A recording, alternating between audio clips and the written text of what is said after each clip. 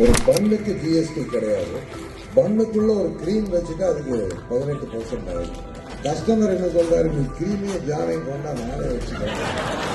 ஆனால் நடத்த முடியல. வெறும் பண்ணை வித்தோம்னா டாக்ஸ் இல்ல, அதுக்குள்ள கிரீம் வச்சோம்னா 18%. இப்ப பெண்ணுக்கு தனி பில்லு போட வேண்டியது இருக்கு, கிரீமுக்கு தனி பில்லு போட வேண்டியது இருக்கு.